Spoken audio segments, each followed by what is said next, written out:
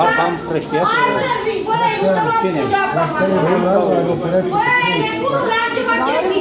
Să vă privați cu mașina și să luați barbă de la lume de joacă. Ce mâncai, mă? Ce servici ai?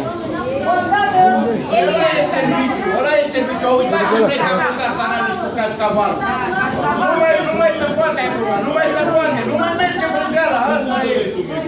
Tu, eu ție, băi, tu ai uitat, băi, tu ai uitat când îți dădeai, eu ție, băi, tu ai uitat.